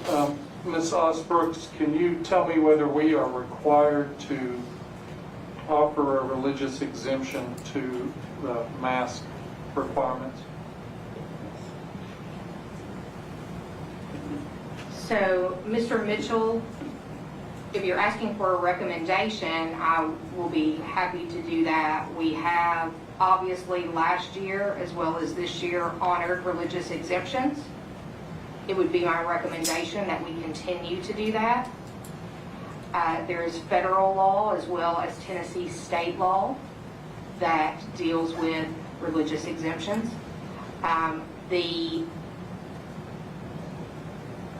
Probably the biggest issue that we have is how do I determine whether your religious exemption or your religious tenet or belief, whether or not I find that to be valid. That is what we struggle with this. How do I determine whether you have a sincerely held religious belief? So from a legal standpoint, I would recommend that we keep both the religious exemptions and the medical exemptions that have already been granted. So we are still covered by the governor's executive order. So at this point, the religious exemption really has no teeth or value, I guess, at it, since the governor's executive order is really what overlays it all. And so I stand by my amendment. And so, Mr. Mitchell, you are correct. The governor's executive order number 84 through October 5th, I believe, is still an overlay, and it would be an overlay on this motion. Thank you, Mr. Mitchell. We're continuing to discuss the amendment. Mr. Cash? Thank you, Madam Chair. You know, I believe over half the folks out here are against a mask mandate. I believe we've stepped on their liberties in certain ways there already. And now we have the audacity to come out and start talking about religious freedoms and the religious exemption. And as Ms. Osbrook did say, who's going to judge this? How much more freedom are we going to step on as a board? How much more control of our lives are we going to give up? That's all I have to say about the religious exemption. But I could go on with the others, but there's other people in line. Thank you, Madam Chair. Mr. Hall? Thank you, Madam Chair. With regard to the religious exemptions, one of the things that I was hearing a lot when that started was that people were just filling out a form and they weren't really citing a religious exemption, and I have not been made aware of one that was for a particular religious reason. We heard from a county commissioner who had the impression that was just an opt-out, basically. So I feel like let's clean the slate, have the opt-out, and address it that way. To have something in place that I think people are admittedly not being, that they admitted to being disingenuous about it in many cases, is frustrating. And I'd rather have it, people have that opportunity to honestly opt out rather than citing a case or a clause that they did not feel was actually correct. So that's where I would be coming from on this. Mr. Galbraith? Oh, I'm sorry. Mr. Fiskus, I believe you were next. Mr. Galbraith, you're next. That's fine. Yes, thank you, Madam Chair. We're going to speak on the amendment. I too agree that we need to clean this up. We have given the opportunity for medical exemptions, and those are to be created by or approved by medical doctors or doctors of occupancy. But what we were seeing on social media at the beginning of the year, and also last year, was that there wasn't any kind of specific requirement for someone to claim a religious exemption. And so with this executive order, those folks have that opportunity to exempt out of that space. But there are other school districts across the state who would be under those same federal and state laws, and they've chosen not to allow religious exemptions. Thank you. Mr. Galbraith? Thank you, Madam Chair. I guess we haven't, the reason people were using the religious exemptions and the medical exemptions was that another opt-out form was not given. And so if you would wish to offer an actual opt-out and rather than relying upon the governor's executive order, then there would be no reason for the religious exemption, and then therefore they could do that. I don't wish to question somebody's motives. I'm sure some of them are probably looking at it and taking a stand based on their religious and moral beliefs, which is I believe how the how the statute is worded. And so based on that, there's a lot of people who could rightfully sign that religious exemption truthfully and honestly. And so I think to say that people are being disingenuous is not our place to say. And but they felt strongly that they did not want their kid wearing a mask, and they were justified in doing so with the religious exemption. Thank you. Mr. Wimberly. I guess to me it seems kind of like a moot point. We have an opt-out per the governor's order. So whether they're religious or health or whatever, the opt-out exists. And at least until the court tells us otherwise, we are subject to that opt-out. So to me, it's just kind of some purposeless effort. And I just don't see the whole point in eliminating it.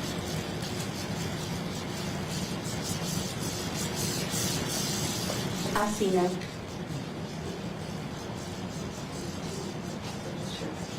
Mr. Welch, Ms. Emerson, do you want to speak to the amendment or to the main motion?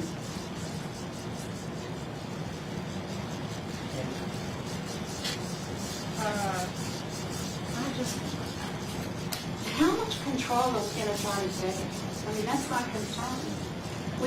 We put ourselves in a position of lording and making these judgment calls on all of our people that live in the county that also think and have a right to what they want to do. I don't want to control your decision.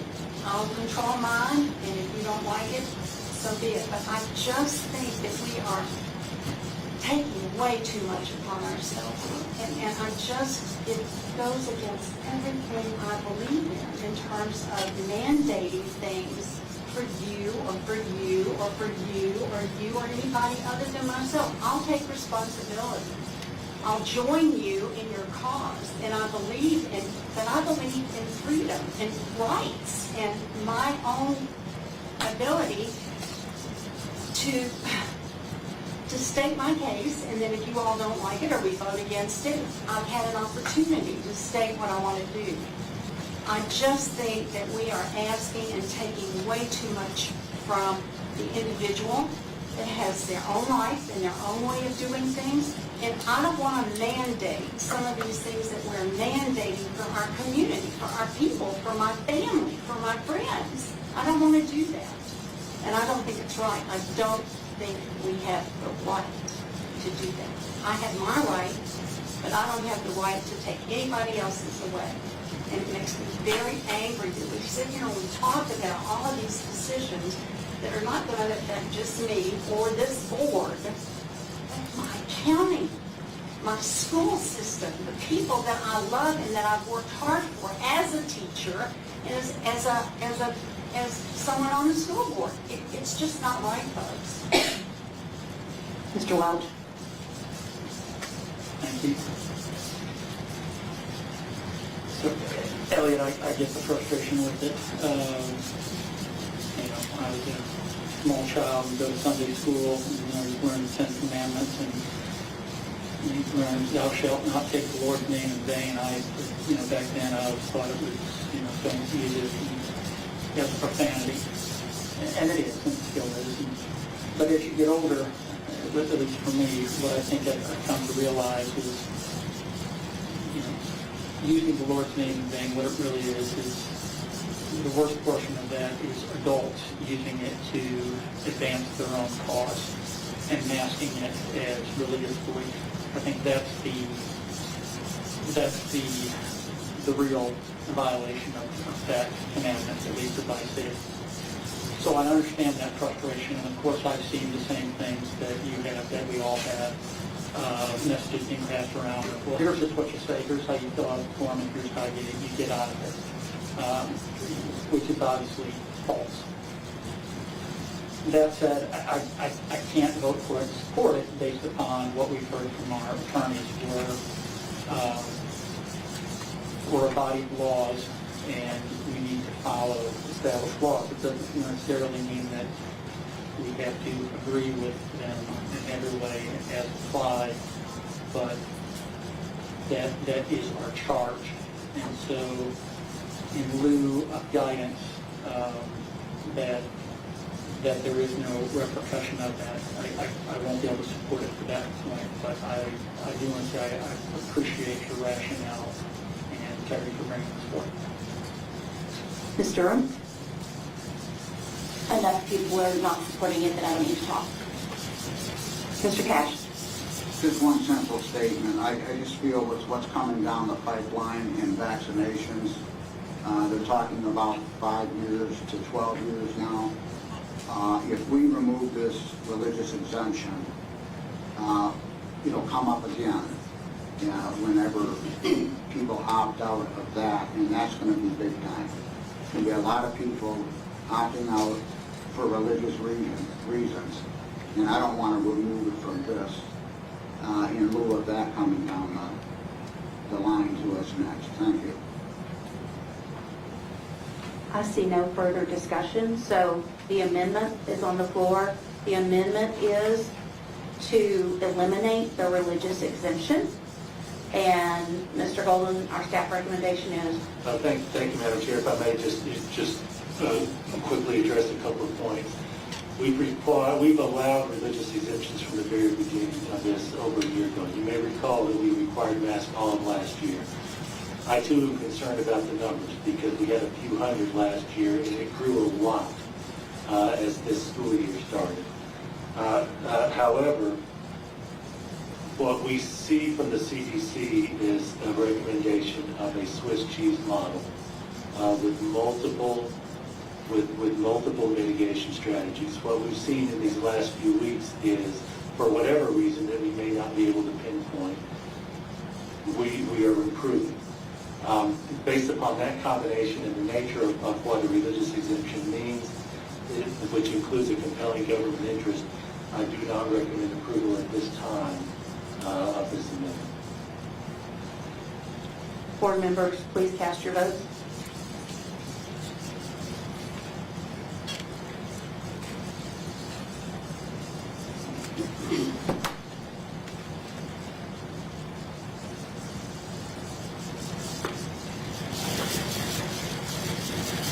Your vote is 3 yes, 9 no. Thank you, board members. The next item on the agenda. Oh, sorry. Sorry, I got it. Well, that wouldn't have worked out very well. Pardon me? I was meant to speak towards the original That's, so we're back to the original motion, and Ms. Glenn, would you please read that? One moment, please. To extend the mask mandate through January 19, 2022, to include students of all grade levels, staff, and visitors with the governor's overlay and current opt-outs. Thank you. Mr. Welch? Thank you. So in our own self-evaluation, one of the things that we said that we don't do very well as a board is statements. I will not put myself in a situation where I could be parent speaking for the entire board. So there's kind of two statements that were made that I want to address. The first is speaking on behalf of all the teachers and administrators. You know, they're all tired of it. And I'm sorry, I don't know how any of us can do that, just as there are different opinions within the community, within the board, within students themselves. We heard students have different opinions tonight. Teachers and staff certainly have that as well. So that's not a factually correct statement to be able to sort of say, here's what they all think that way. They have their opinion on it. The other thing that I want to sort of refer to is, the sense that there's no rhyme or reason for that date. And September, I want to invite you to sort of explain the rhyme and reason for that. And then I have a kind of a question about that as well. but if you don't mind, I'm going to pause so that you speak. Sure, thank you. There are a number of reasons for that. Number one, the CDC guidelines include mask as one of the mitigation strategies based on that Swiss cheese model that I mentioned earlier. We don't have the expertise to pinpoint what particular behavior or strategy is working, whether it's at the community level or at the school level. But what we have seen is in the last few weeks, our numbers are slowly improving. That's one item.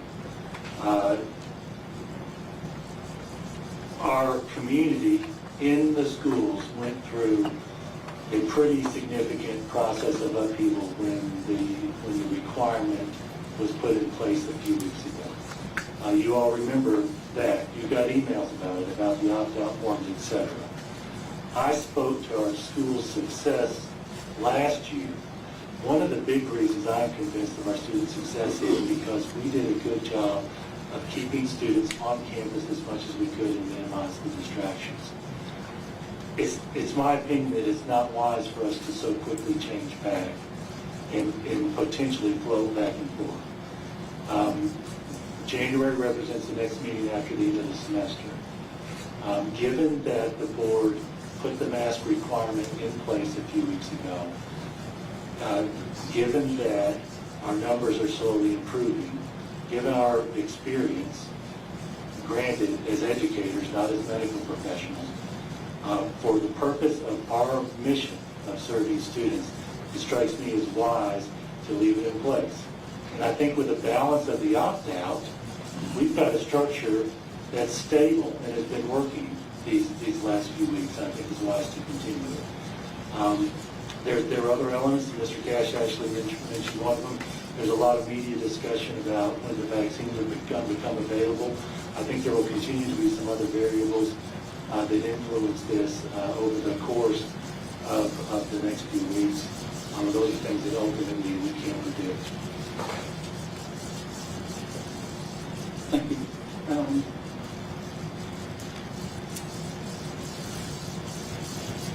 So, we should talk about stepping on freedoms about this as well. If we're going to go this absolute route, then are we also going to take our school uniforms policy away, how we handle over-the-counter medication? There's literally dozens and dozens of other examples where we say, here are our guidelines and our policies. We, as an elected board, elected by the community, who has this legal authority that has been established by the courts again and again, are setting these guidelines and policies in place. And we've all voted for those, and we've all supported them in the past, and it's never come up of, we're stomping out individual rights. So I understand that, while you don't want it in place, I'm just not buying this argument of it's a violation of personal liberty for us to say, here's the mitigation strategy that we want to put in there.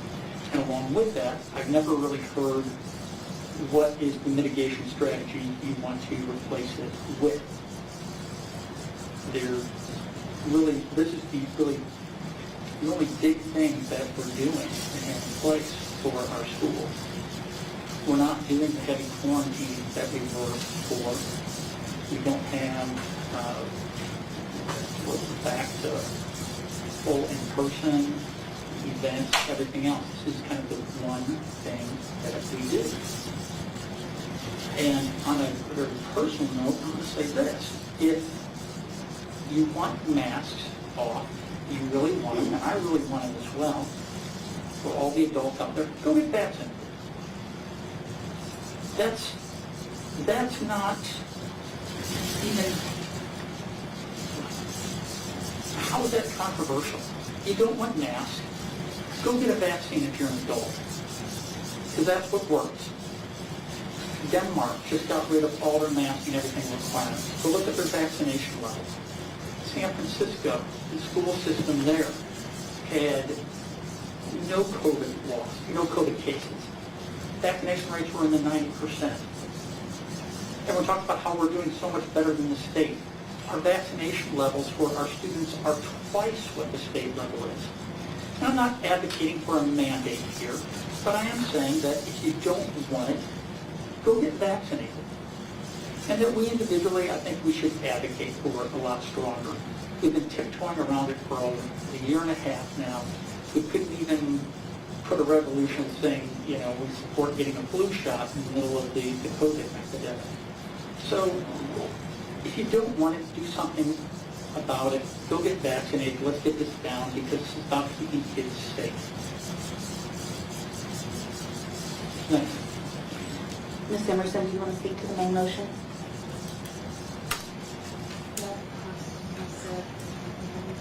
Okay, thank you. Mr. Wimberly? Thank you, Madam Chair. On Thursday night, we had a nice discussion about KN95 masks. I now have one on. And where are we on that, Mr. Golden? Because, there seems to be enthusiasm about making those available to students and staff. Thank you, Mr. Wimberly. As I mentioned on Thursday night, we've been told that there is a process in place to donate a specific number, 30,000, to us. I'm going to ask Mr. Anderson to speak to that. And I will tell you also, we're in the process of looking at the availability of those. We do have some masks such as I'm wearing that are available to students right now. But the KN95, when you combine the offer of the donation plus the pricing of it, it's something that we're looking into based on that discussion. Mr. Anderson? We have looked into the KN95. The cost is $1 to $1.25 each, depending on the volume you buy. And if we are providing them, that's basically just say $1 per student. It could be quite extensive costs. They are supposedly the best ones for everyone. So if we're going to actually not get them donated, it's going to be pretty restricted to the districts since there's no budgeted funds for that. We have been led to believe that there's going to be a donation, as Superintendent Golden said. We do not have any further information on that as yet, but we'll keep looking forward to hearing from them. And it was supposed to be around 30,000 masks.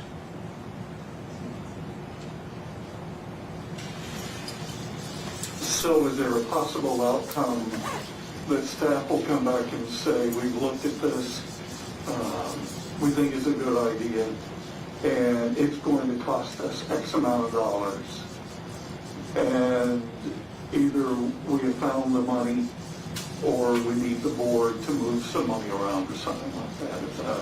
Yes, that is a possibility. Okay. Thank you. Ms. Durham? What are we going to do when the governor's executive order expires on 10/5? That's 15 days from now. So that order expires and we have a lot of opt-outs that are not religious or medical. Well, thanks for that question. Number one, I don't know what the governor is going to do. I will tell you our experience in the past with some of the governor's orders in previous years is that they analyzed the current situation and he made a decision near the termination time for some of his orders. So a possibility is that he extends the order. If he does not, then we do default back to the exemption structure that we had. And so and I suspect that's part of the reason that we had that discussion about religious exemptions, because that does have the potential to default back if the governor does not continue that opt-out. I mean, is that something that's a nightmare to have to go back and look at it, assuming that does go away? We have all those exemptions on record. Yeah. So that part of it would be simple and straightforward. Yeah, but just the governance of that, like how would you possibly as a school go back and monitor which kids had religious and medical versus the regular opt-out? Well, we've had that issue for over a year because we allowed those opt-outs from the very beginning. So, like I mentioned earlier, those numbers have increased this year prior to the governor issuing that order. But we do have experience with that. Okay.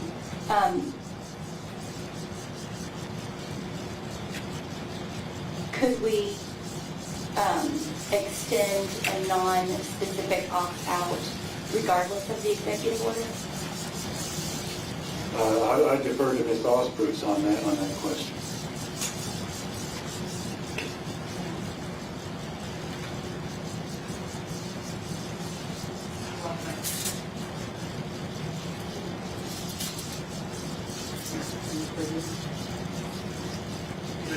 There we go. So to answer your question, I would need to look into that. Off the top of my head, I'm not aware of a mechanism that would be a opt-out. There would not be a need for a mask mandate if everyone could opt out. But what we have obviously traditionally done have been for medical reasons as well as religious exemptions. If I may add to that, you all may recall that I recommended the requirement for elementary students, and then when we hit the question about secondary students, I did not make a specific recommendation other than for you all to do that. Part of the reason for that was that practical question of if there's an existing opt-out, is there value in requiring it? When you think about that Swiss cheese model, including the recommendation from the CDC that masks be part of this, for us, once that decision was made, we went through that process of the opt-outs. And so we've already gone through that process, and that's part of what I've been talking about, and Mr. Galbert mentioned the term continuity. That's part of what I've been talking about related to my recommendations here. From a continuity perspective, we have those in place from earlier this year. So I do see continuity in that in the event that occurs. So have we looked at, or have you guys, or Gary, looked at having mask mandates only at certain percentages of positive cases, or by school, where certain percentages get to a certain, to a certain level? So we've had many discussions. Those over the last year and a half have been discussed. Ultimately, especially at the secondary level, well, let me step back. At the elementary level, the big reason for our recommendation a month or so ago was the increased numbers and the fact that students at those grades could not get a vaccine, so they had no access to the vaccine. At the secondary level a few weeks ago, the governor's order was in place already when the vote occurred. So in these particular votes these last 2 months, that has not been a driving factor for us for those reasons I just mentioned. Elementary level, no student had access to a vaccine.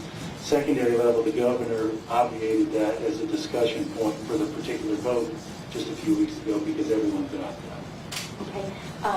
And then my last question is around the actual exemptions that have been filed versus the actual students not wearing masks, because the numbers in the schools are so much higher than 30% or whatever the number is right now of people who are not wearing masks. So really, how well is the mask mandate actually being upheld, given the fact, and the reason I'm asking this is because there's not a lot of capability truly to control this when you're in the building.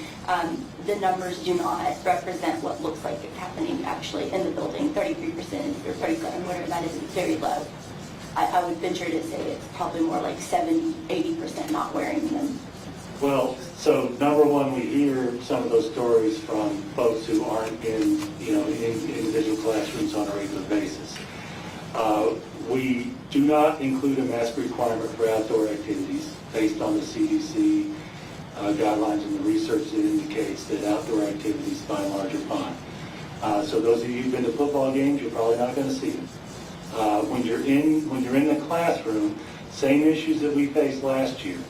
The question of the teachers reminding people to pull up their masks, etc.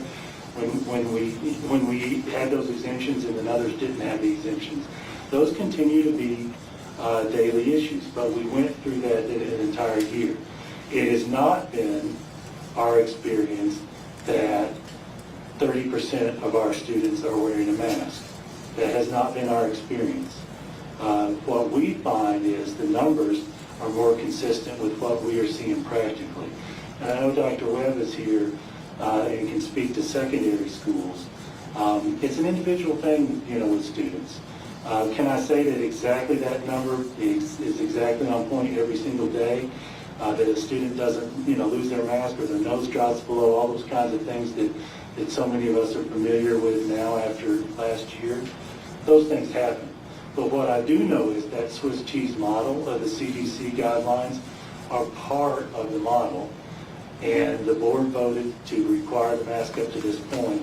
And there is some value in that I can't define and pinpoint and isolate because we're not researchers. But we do know what the CDC is recommending. Dr. Webb, if you would speak to your experience at the secondary schools. Thank you for the question, Mr. Golden and Ms. Durham. I will be honest and share with you, it is a challenge at the secondary level to manage the mask mandate. I'm proud of the way that our administrators and teachers are moving forward and working to ensure that it's enforced to the best of their ability.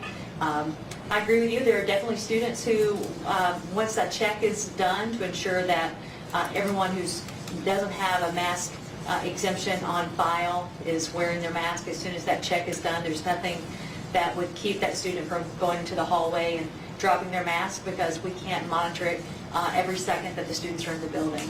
But I will say that our schools are doing the best of their ability to check to ensure. We certainly have more students who are adhering to the mask requirement now than when we didn't have the requirement, or wearing masks now than when we didn't have the mandate in place. But certainly it is a challenge to continue to monitor the mask participation. Mr. Wimberly. I think Ms. Durham asked the questions I had on my mind. Mr. Fiskus. Thank you, Madam Chair. And so I want to speak to a comment that when there's an opt-out, when really isn't a mandate. I think one of the things that I've heard from parents of kids who became part of the mandate in secondary level was this permission to see others with masks on as well. And so these parents that would send their kids to school and say, hey, we want you to wear a mask. And then they get there and they may feel like they're the only one, and they weren't wearing them at school during the optional time. Those parents have said that their children feel like they have others now that they can be masked with. And so they feel there's a benefit there.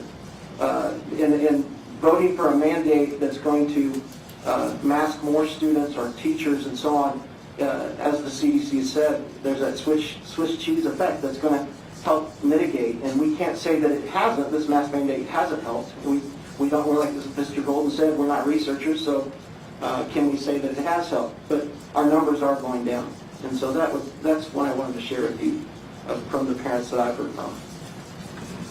Mr. Galbraith. Yeah, thank you, Madam Chair. Ms. Alsbrooks, what's if this goes through and it happens through the January 19th date, what's the process for reconsideration? Would it be just a motion to cancel this, or is there a particular kind of Robert's rules to strike this down before it ends? So I want to make sure I understand your question. Obviously, under policy, a board member can ask that something be brought back up. So that is an option. In addition, I'm taking your question as if the vote passes, what you're asking is reconsideration from the losing side. Is that what I'm understanding? Or the prevailing side. Can you tell me what what would be? Am I understanding that a reconsideration has to be someone from the prevailing side? From the prevailing side, no, sir. I said from the losing side. I know, but I guess that's what I was trying to figure out. I thought that reconsideration has to be somebody from the prevailing side. Mr. Gallagher, that's my understanding of Robert's rules as well.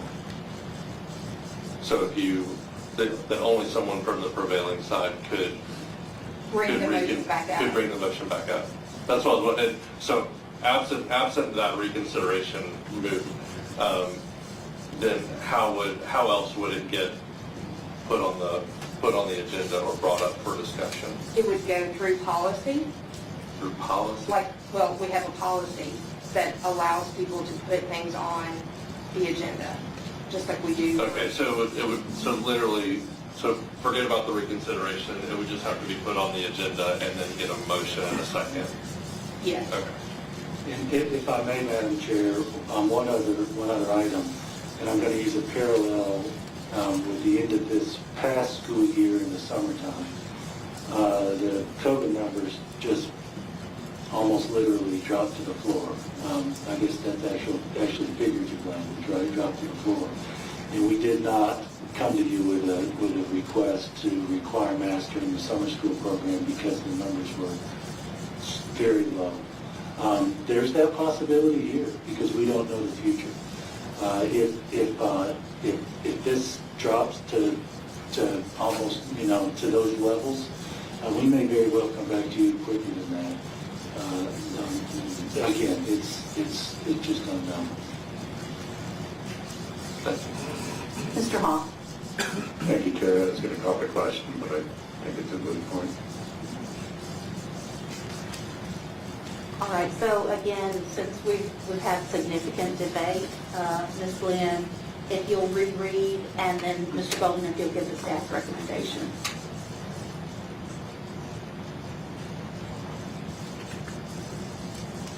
To extend the mask mandate through January 19th, 2022, to include students of all grade levels, staff, and visitors with the governor's overlay and current opt-outs. Staff recommendation, Mr. Golden? Do recommend approval. Board members, please cast your votes.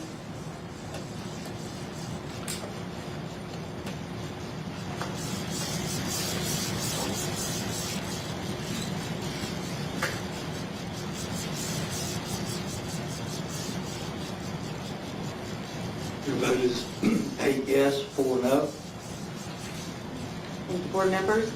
Our next item on the agenda is the COVID-19 sick leave policy proposed amendment, which was deferred at the August 26, 2021 special call meeting. Thank you, Madam Chair. This was a motion to amend the proposed policy for staff sick leave by Ms. Priya. If I'm not mistaken, Mr. Mitchell seconded it. So this was deferred to today, so it's on the floor. Ms. Priya? Yeah, after the discussion of the work session, I'm going to ask to withdraw this amendment as staff will consider other options for sick leave for staff, if that's okay with my second. I'll withdraw my second as well. Okay. So the motion and the second were withdrawn. Ms. Osberg, is that all we need to do? That's all we need to do? Okay, thank you. Next item are items related to the 2021-22 school board budget. The first is general purpose school funds amendment for safe schools in the amount of, sorry, I'm blanking here. Ms. Farmer, I'll let you go ahead. If I may, Madam Chair, $542,000. Thank you. Thank you. Thank you, Madam Chair. This is moving state funds received from the Safe School grants to the appropriate line items. Do recommend approval. We have a motion to approve. Mr. Wimberly, do we have a second? Ms. Priya makes the second. Is there any discussion?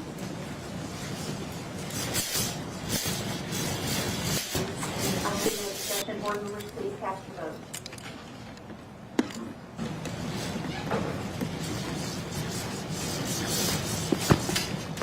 Your vote is 12 yes, 0 no. Thank you. The next item is a general purpose school fund amendment, United Way, in the amount of $36,000.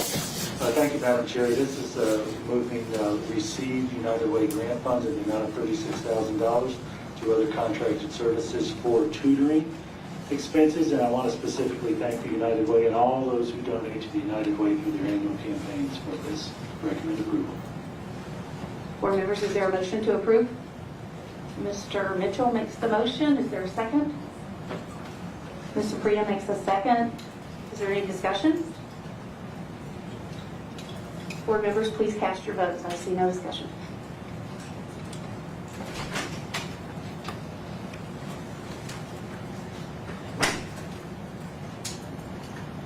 Your vote is 12 yes, 0 no. Thank you. The next item is Education Capital Projects Fund Amendment for Westwood Drainage. Mr. Golden. Thank you, Madam Chair. As we discussed at the work session, Mr. Samuels and his staff had put in last year's annual capital funding request some work for Westwood for drainage. After doing some additional engineering work, they determined that some additional work was needed and recommend approval for this additional funding to address that expense. Do we have a motion to approve? Ms. Durham makes the motion. Do we have a second? Mr. Fiskus makes the second. Board members, any discussion? I see none. Please cast your votes.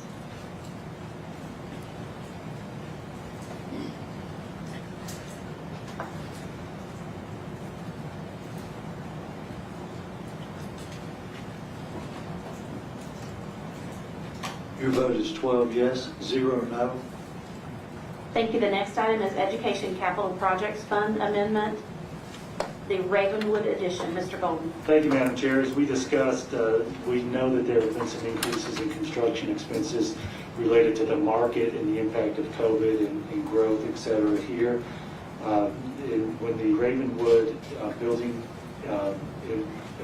extension came out to bid, it looked to be about 3.5% above the budgeted funds. As a result, we are asking that you vote to move $280,000 from contingency into the building improvement so that we can address that increase in projected expenses. Recommend approval. Thank you. Do we have a motion to approve? So moved. Mr. Mitchell, and the second by Mr. Welch. Is there any other discussion? I see no discussion. Board members, please cast your votes.